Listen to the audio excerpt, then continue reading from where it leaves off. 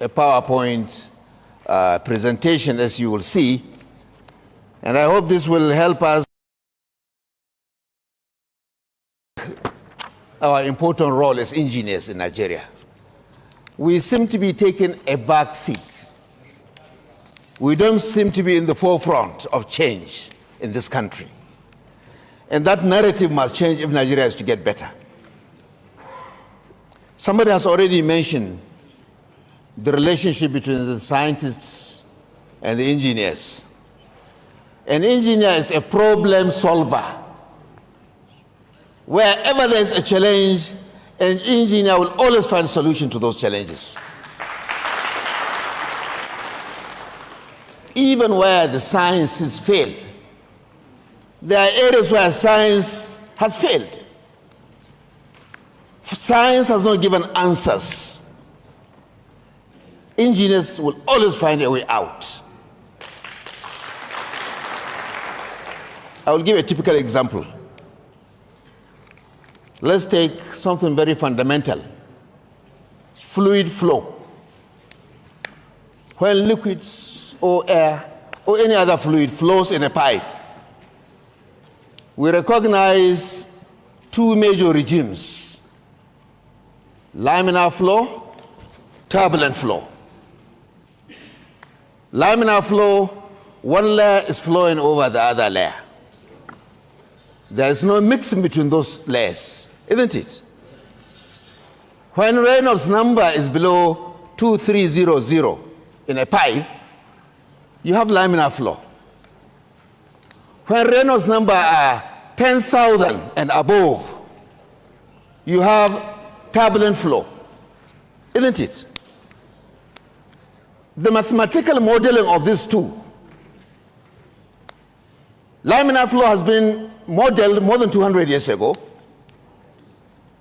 by two great scientists, one in France, one in the United States, but they came with the same solution. Those second-order partial differential equations, we know them. The famous Navier-Stokes equations. We teach undergraduate students these equations every time.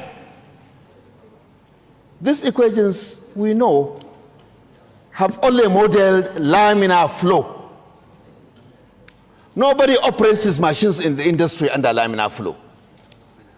If you have a reactor, you run it under turbulence.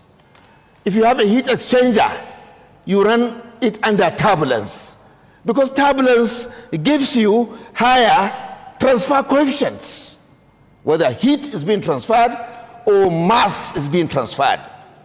You get maximum under turbulence, isn't it? Yet, there is no equation to describe turbulence. Scientists are yet to do that.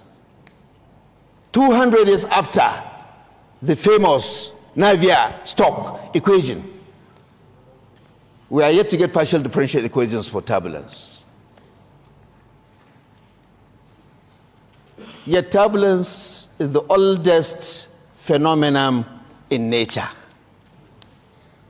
At the beginning of time, there was a time when there was no time. There was a time when there was no space. No space, no time. That was the beginning of turbulence. There was only Allah subhanahu wa ta'ala. No malaika. No human beings, no earth, no universe, nothing except Him. And He decided to create the universe and its contents so that the nature there will recognize Him and worship Him. That was what the scientists call the Big Bang. They claimed there was matter created, but then they misunderstood the whole thing. They didn't want to recognize Allah. They said there was antimatter. That is if you ask a scientist what is antimatter, it doesn't make sense. They said if you bring the matter and the antimatter back, they will give you zero. Because they didn't want to recognize Allah Ta'ala. But we do. When that Big Bang occurred, The first phenomenon there was turbulence. Movement of gases in high speed. They created the different galaxies that we have, millions of stars all over, including the Milky Way, which we belong to, including the solar system. The sun is the closest star to us. We see it so huge because it's the closest to us. And the universe is still expanding. If you go into space, time you are measuring with your clock dilates. Space also dilates. When you that's the essence of Einstein's theory of relativity. Whatever you measure is relative to your own speed. If you approach the speed of light, the distance you measure will be different. The time you measure will be different. I don't want to go into that. It's another topic altogether. I'm bringing this to show our turbulence, which is the beginning of everything. Up to today, science has no solution to it. But engineers have discovered a solution.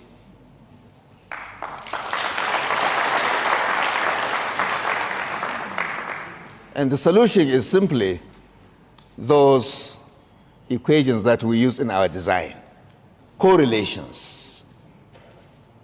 Engineers run experiments across different Reynolds numbers, across different other property numbers, Prandtl, Biot, Nusselt numbers, etc., different ranges. And they came up with correlations to describe turbulence. Daitos-Boelter equation is one of them. We teach students that in heat transfer. Nusselt is equal to 0.023. Prandtl raised to what? 0.833. Reynolds raised to 1/3.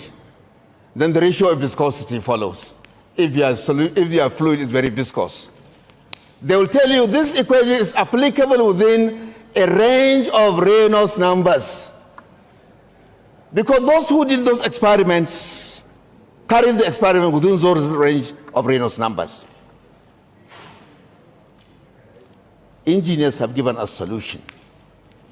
The only theoretical equation I know on turbulence was the one developed in the 1950s by Kolmogorov of Moscow State University. But even that equation can only give what they call Kolmogorov length scale. Meaning the size of your turbulence. Is it in a teacup or is it a Katrina somewhere? That's all it measures. Not a modeling of what's happening inside. So engineers, we have always brought solutions. I don't know why Nigerian engineers are sleeping. Nigeria is grappling with a lot of challenges. We are not seeing any serious solution coming out of our faculties of engineering. What went wrong and what's wrong with us? We have to wake up. A lot of researches are being done. A lot of inventions are being done. Inventions are not innovations. Inventions are not innovations.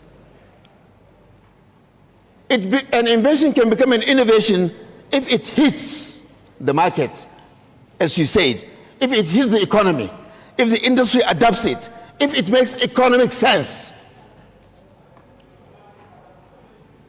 Otherwise, we're just gathering, equipment all over, littering the space, writing journal papers, getting our professorial promotions. And the economy is still lingering in very serious challenges. We have to wake up to this. This to me is the summary of my paper. But I'll go through the slides. Now, the first slide, next please. Nigeria's industrial crossroads. The Vice Chancellor quoted the GDP, industry manufacturing is just 9.2%. It's very low.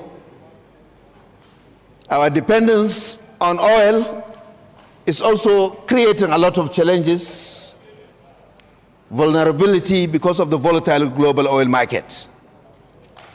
This limits capacity.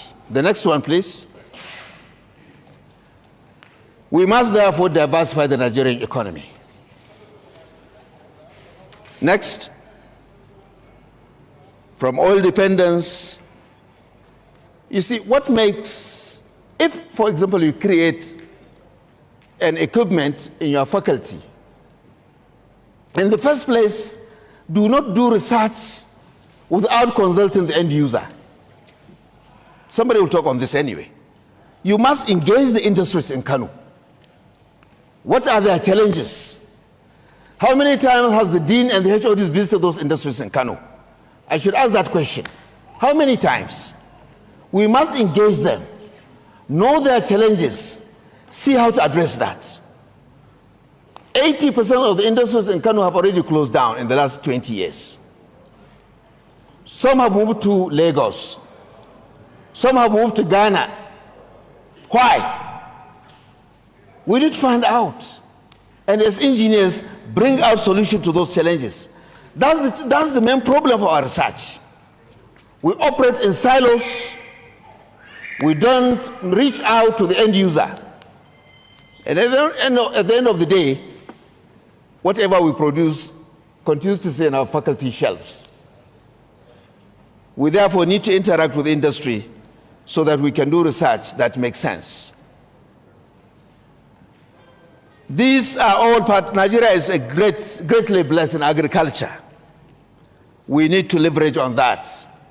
Malaysia came here in 1960s. Tuanku Abdurrahman, the Prime Minister, visited Tafawa Balewa around 1963. He was taken to Benin, and he saw the palm oil plantations, and he asked for samples from Nigeria. They took those samples to Malaysia. They improved on them, and by the time I was teaching in the University of Malaya, Malaysia was in charge of 55% of the world traded palm oil. And they got their samples from Nigeria. Not only that, the beta carotene, which gives palm oil, is red color. They extract it, send it to the pharmacy industry. There are certain oleochemicals which are very good natural lubricants. They extract it from the palm oil. They only leave the triglycerides, package them in bottles and sell it to the world. Nigeria has been sitting on palm oil for a very long time without realizing those values. Asia has now come and picked it up, and now they are growing very fast. We have other products, solid minerals, etc. We have policies in place, paper policies, most of them. We have institutions and agencies on ground. We have universities and polytechnics in hundreds. Yet, Nigeria is yet to reach the promised land. The next one. We have failed to reach the promised land to make Nigeria self-sufficient. Today we are importing almost everything we consume from China. Even the textiles we are wearing is from China, most of it.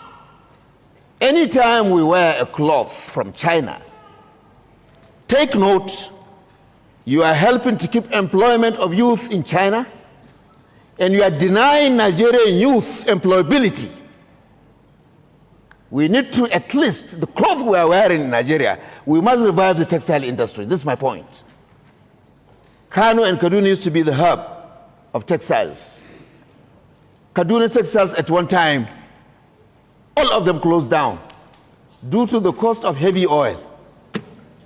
At that time, it was selling at 40 naira. It rose to 80 naira per liter. They couldn't afford it because when they produce with high energy cost, they end up not competitive. Prices of products imported from China became cheaper.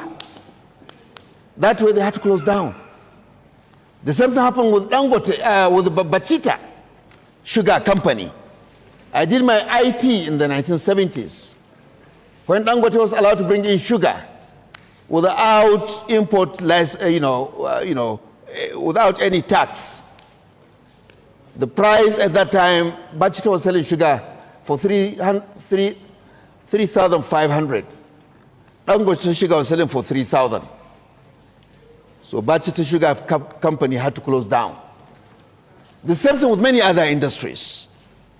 So we must therefore change the way we do our things so that Nigeria can at least be self-sufficient. The next one, please. The industrial crossroad. In this paper, we shall attempt to find out what went wrong, to make an attempt on solutions, and to propose sustainable industrialization midwife by engineers. I shall also critique some of the current status quo. But please, and I please, take it in good faith. Yes, I will criticize a number of the government agencies. And we have a former minister here sitting with us. But it's being done in good faith, and I believe I'm fully protected standing in an ivory tower like Bayero University. Go to the next. But let me start with some good news. It's not everything that's bad about Nigeria. There are some good news. We better start with that.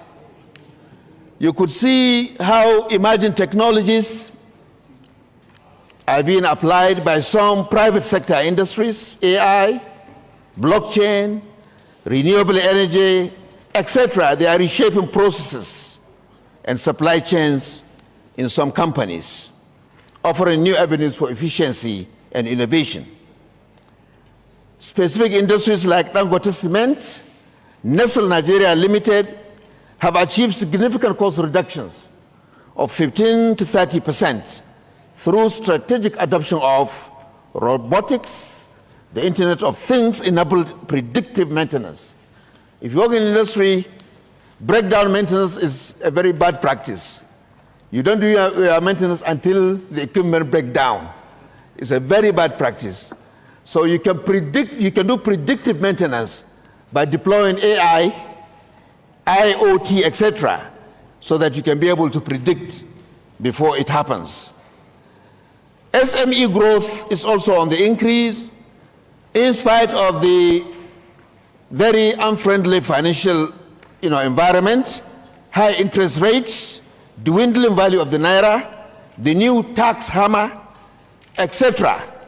SMEs continue to grow in Nigeria in the last few years. They are now accounting for about 80% of the economy. To me, these are good news. And this shows the resilience of Nigerians.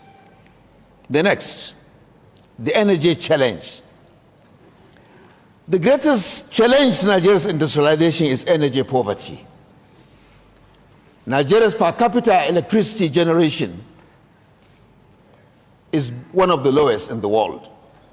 In 2006, exactly 20 years ago, while I was in the University of Johannesburg, I published a paper.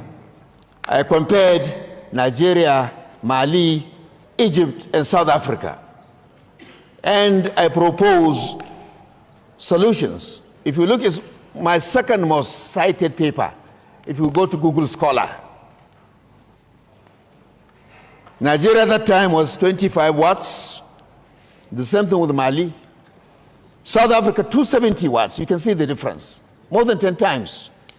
Egypt, 400 watts. Today, Europe and China is about, on the average, 1,000 watts. If you do the calculation now, 5,000 megawatts transmitted by TCN divided by a population of 230, you get 22 watts. From 25 watts 20 years ago, we have dropped to 22 watts per capita.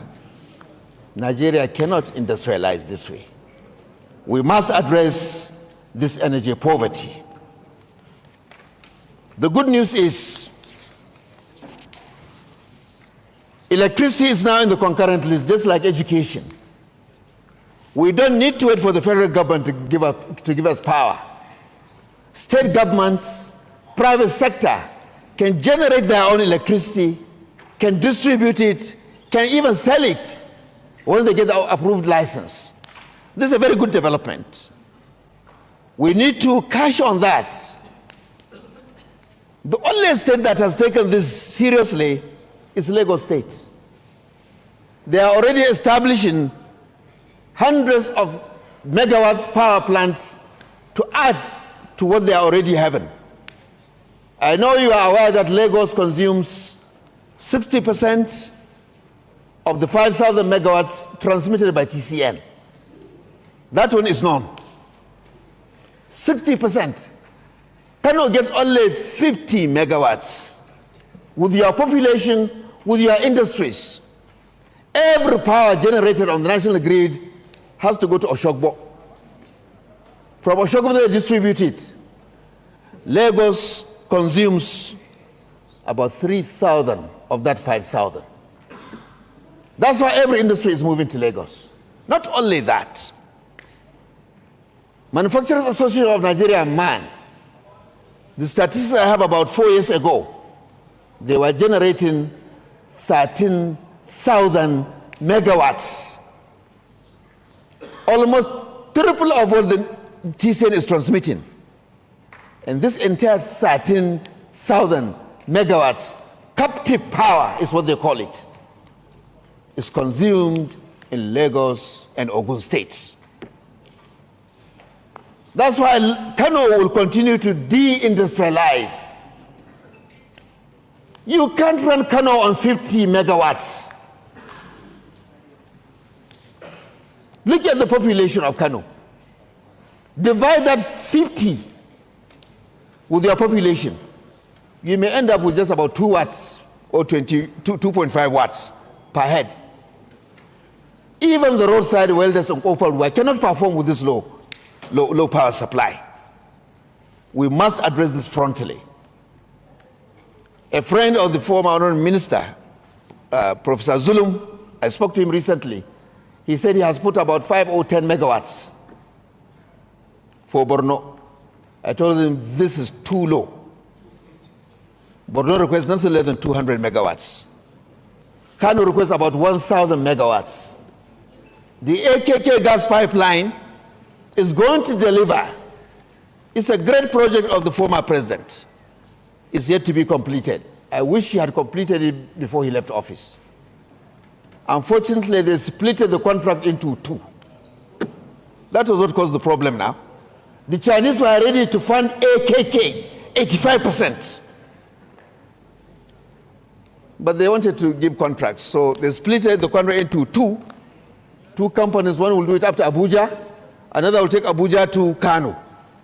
If AKK comes on board, 3050 megawatts will be generated. If it comes on board, we should start thinking of establishing IPPs, independent power plants, using the gas. If AKK is not coming, why don't we connect a pipeline from Niger? There is gas in Niger. Bring the gas to Kano, generate power, export this power if you like, even up to Niger. Revive the industries. Those that migrated may even come back to Kano. I'm happy one of us here sitting with us is a gubernatorial aspirant, and we pray that Allah will make it easy for him. I think this is a very important area that he must do for Gombe State. Our northern governors must sit up and bring power to the people. If they do not do anything, even if they do not do anything, they are not doing much on security. I don't say they are doing nothing. They are not doing much. If they can bring power, even the insecurity will be addressed. Young people will have employment. Agriculture will be processed. Tomato will not be lost. 40% of our tomato is lost. It will be processed into paste. Kayangwari will stop taking them to Lagos. We'll make sure we process them here. All these cattle we are taking in trailers to Lagos and Aba, we'll process them and put them as canned meat, so that we take them to other parts of the country so that we can export them to the world. Industry will be revived and young people will be employed and insecurity will vanish.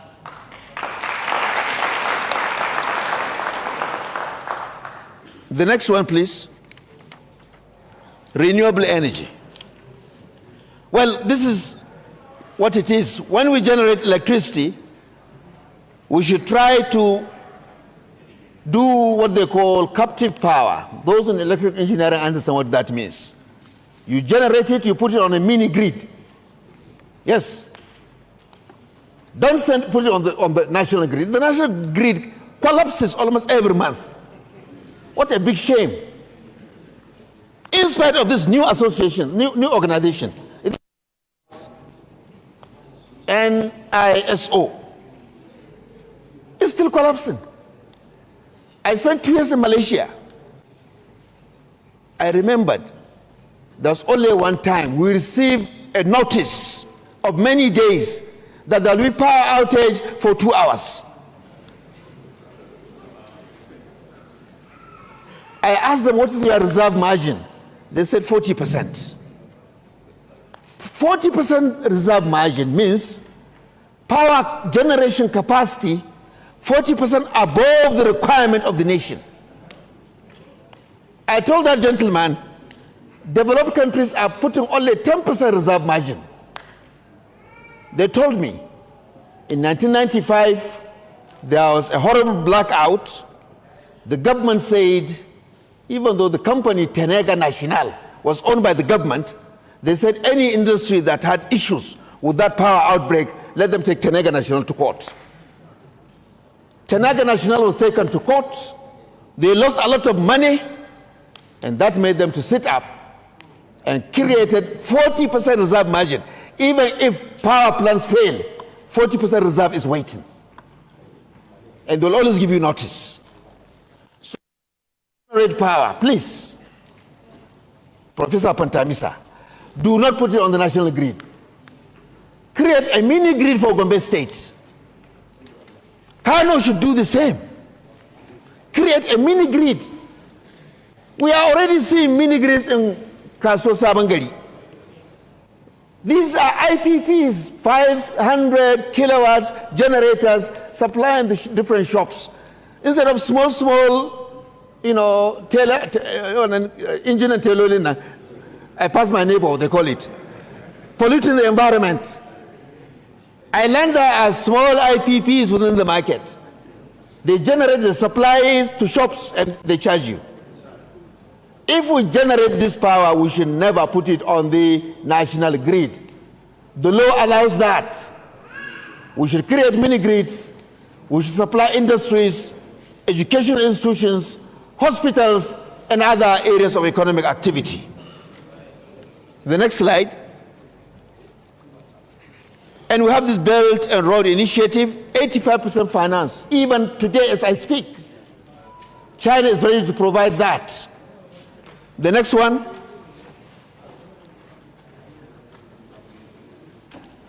And one of the solutions to our energy challenge is renewable energy. Be it solar, wind, or biomass. We have both, as well as mini hydro. The mini hydro in Jos, NASCO, has been operating for almost half a decade, half a century, supplying reliable power to those industries around Jos. I think it's about 40 megawatts hydro. Why don't we generate the same power with all the dams we have all over the place? The next. Yes, Nigeria is endowed with high solar radiation, fairly good wind regime, and very rich in small hydro. We also have a lot of biomass. All this shallow gona that we burn before the farming season begins, they can be used to generate electricity. Biomass can be converted directly into electricity through different means. You can also produce even petrochemicals from those. Because once you produce synthesis gas, you are good to go. You can produce methanol, you can produce urea, you can produce many other things. It hurts me anytime I see biomass being burned in the farms. The next one. Yes, this I've already mentioned about our textiles, how they have collapsed due to lack of power. Yes, this is a report in 1983. I think Professor A.T. Suleiman was a member of that committee. In 1983, I joined the Sokoto Energy Research Center for Renewable Energy Research. And why did they set up that center? Because of the report submitted in 1983, early 83. The report stated that if 0.1% of the solar radiation falling on the landmass of Nigeria is converted in an efficiency of just 1%, it will more than meet the total energy needs of Nigeria. Conversion efficiencies are now in excess of 20%, but we are yet to implement that as we speak. Next slide. This is the level of solar radiation. In the north, we have very high radiation. Even in the middle belt, we have it. Even in the south, there is some level of radiation, more than what you get in Europe. The next. I strongly recommend the use of renewable energy to change the energy narrative in this country. Small hydro, we have rivers all over the place. We can generate power, we can use the water for irrigation at the same time. Next, yes. And we can get back our industries. The multiplier effect is really limitless, and we can bring Nigeria back on track. The next is about policy. A lot of the policies in Nigeria are policies on paper.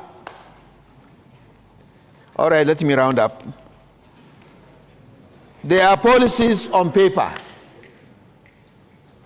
With due apologies of those who promote these policies. But policies have worked in other places. 1958, Nigeria and Korea were at the same level of development by all indices. At the end of the Korean Civil War, 1958. I don't know that there's anybody one day Kedawayo in 1958 here.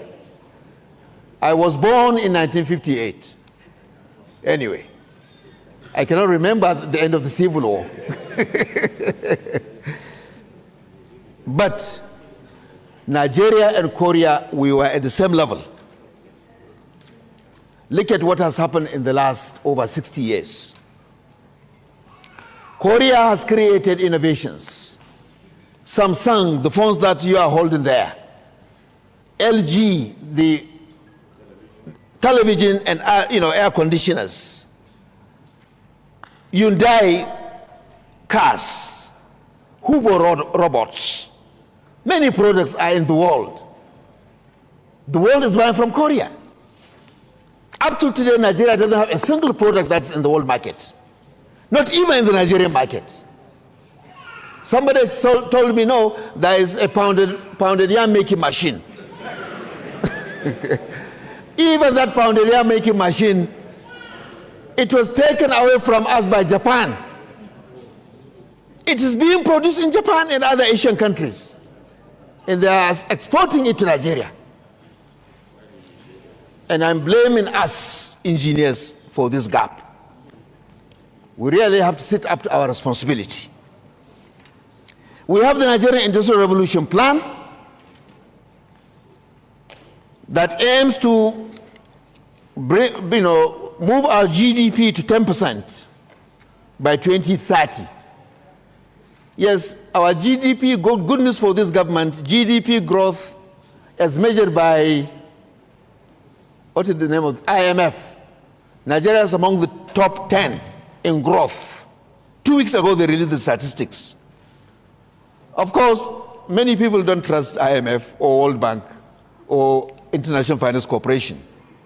But that's the statistics, released.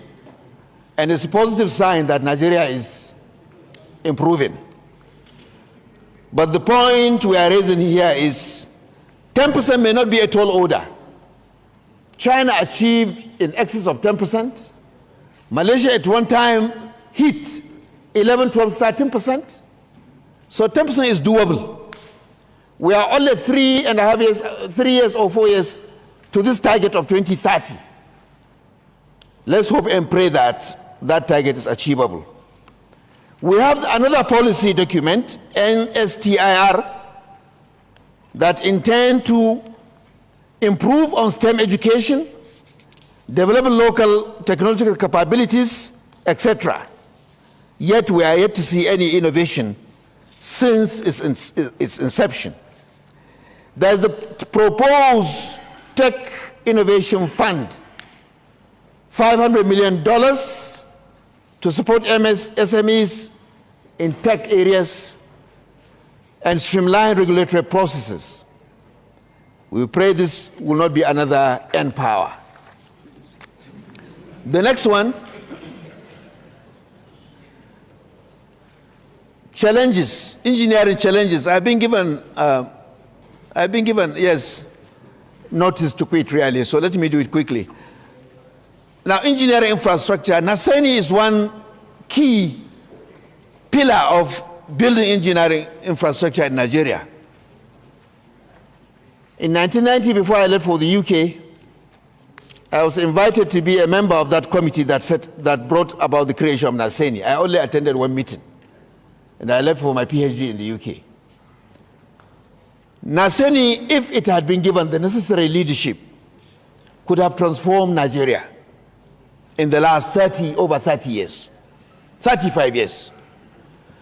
Yes, Naseni produces claims to locally adapted technologies such as the 14-inch laptop, the electric keke, etc., including assembly of photovoltaic solar cells. But the solar cells that they assemble somewhere in Nasarawa State, you cannot sell them in the market because the price is much higher than the ones being imported into Nigeria from China. So something is wrong somewhere. Next slide. There is this innovation ecosystem which I think has failed because we are yet to see a single innovation coming from MBTI.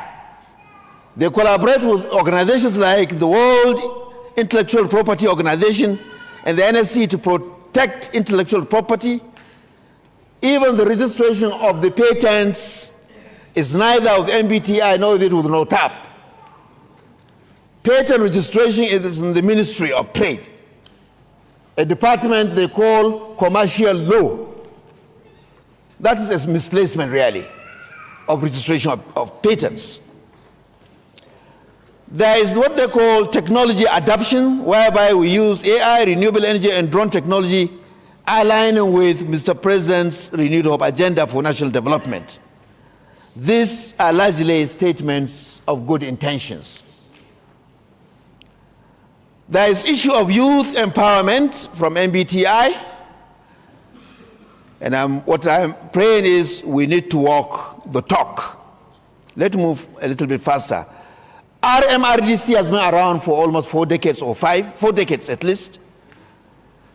Unfortunately, RMRDC law itself is faulty. The law that establishes RMRDC primarily to stem the tide of importation of raw materials. The law stated that a portion of the tax of imported raw materials would be paid to Raw Materials Research and Development Council as running cost. In other words, if they reduce importation, their income will reduce. That's why you see that they are not doing that assignment. Nigeria is still importing almost everything. The law itself is faulty.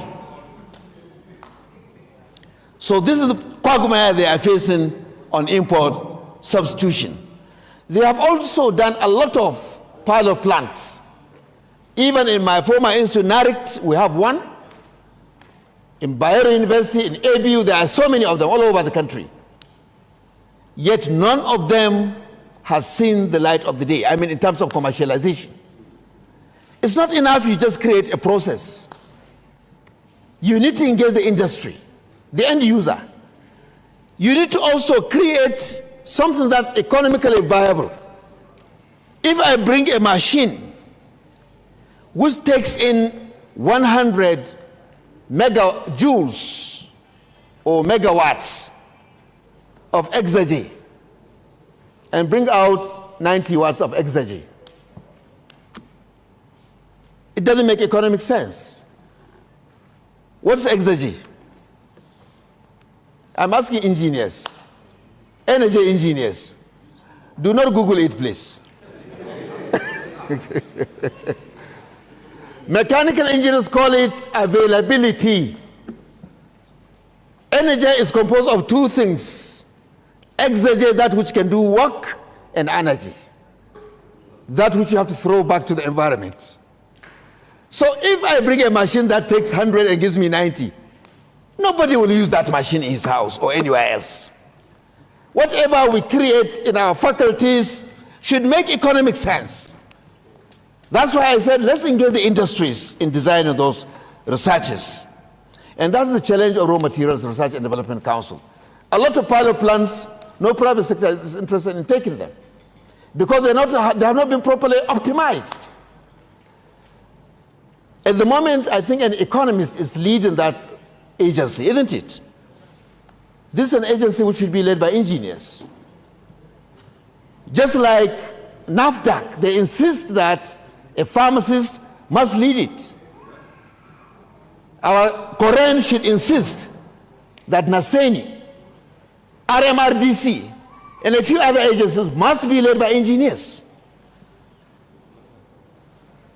Overcoming barriers, the infrastructural and skill gaps. There is a very serious skill gap across the country. The famous Dangote refinery in Lekki. This is a refinery which, if you are going to write the 7 wonders of the modern world, you must include it. The largest single train refinery built anywhere in the world.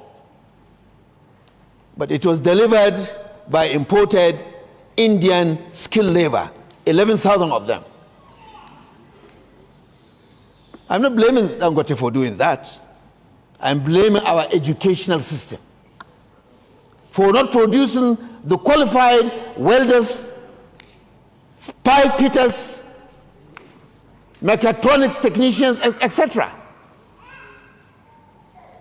Our education system has failed with the importation of these 11,000 Indians.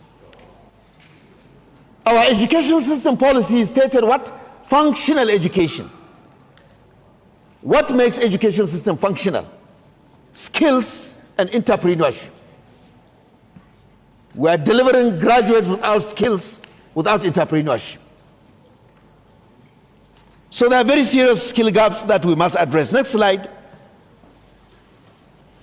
There is the African Free Continental Opportunity, which Nigeria should lead.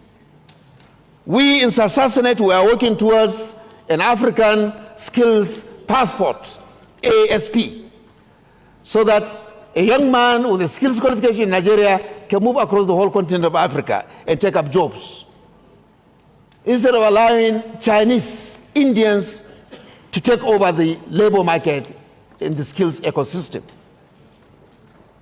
This provides a lot of opportunity for Nigeria, including digital technologies. We must leverage on this to rebuild our education system. We must expand our regional market access under the AFCFTA. I know Mr. President is very happy, but we must support his happiness by rejigging our education system.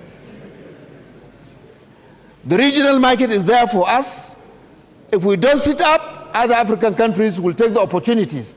Already ECOWAS is doing that. Go to any good construction site. The best finishers, POP tilers, are from Benin and Togo, not from Nigeria. Our education system is still failing. So this is what we intend to do. In conclusion, Mr. Chairman, let me not take too much time. Nigeria stands at a pivotal moment, poised to leapfrog into Industry 4.0 through technology-driven manufacturing and strategic economic policies if our governments and the private sector can work closely together. Energy poverty remains Nigeria's most important, the most serious impediment to industrialization. Success hinges on an agile policy making, sustained infrastructural investment, and nurturing inclusive innovation ecosystems. Engineers must rise up to this challenge by championing these vital interventions and make Nigeria the hope of a new Africa. An Africa that is self-sufficient, resilient, and once again, the global hub of knowledge and innovation. Africa was, in any case, educated before Asia, before Europe. The first 3 universities in the whole world, I will repeat this, you know it, were all in Africa. KanoTheme University in Fez, established in the year 859 AD, first millennium. The Al-Azhar University in Cairo in the year 970 AD. And in Black Africa, the Sankore University in Timbuktu in the year 984. These were the first universities in the world. The greatest scientists of Europe came to Africa to study. The first medical degree was awarded in 1207 in Fez. The first French Pope, Sylvester II, studied in that university. When he went and became the Pope in the year 999, he introduced Arabic numerals into Europe, replaced Roman numerals. The first person to draw the world of the map, the map of the world, was a product of that university, Sharif Idrissa. He drew the map of the world, the map of countries, the map of cities. And the word in English, address, taken from his surname Idrissa. Ibn Battuta, he covered over 120,000 kilometers, more than Marco Polo. They were all Africans. Sankore produced scholars.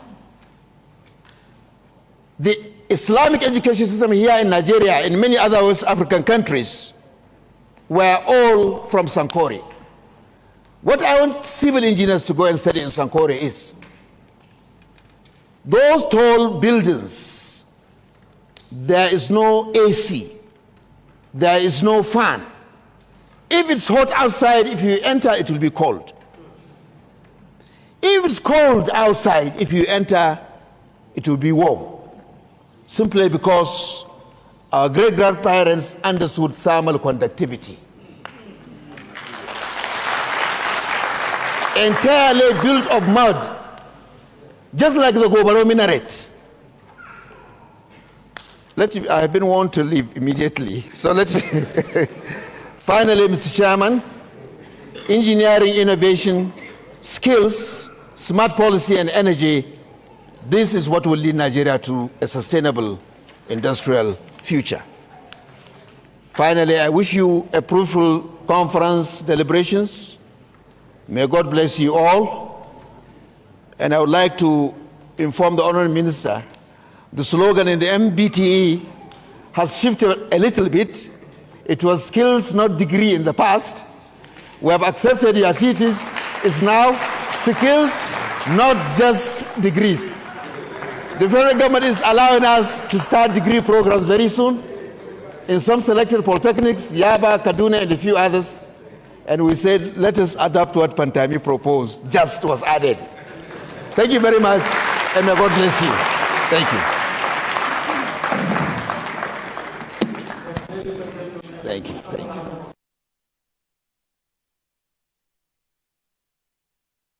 Assalamu alaikum. To akram kallah. Mashallah. Mashallah VC. Mashallah D. To registrar. Thank you. Yeah.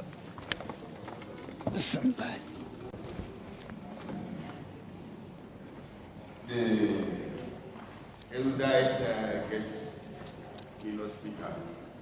I want to actually, I was asking them to stop you or else you will be here till the evening. Because I know what you will say and what you will do when you have microphone. And we agree with you, the presentation is enriching, and I am sure that this is going to crave the organizers to engage in their communication or Okay, sorry, yeah. Most of the things you have said is going to form part of it. We are going to actually see more of Bugaje when you go to attend his lecture, which I know is enriching. One problem we have in this part of the world, they say that we speak for ourselves.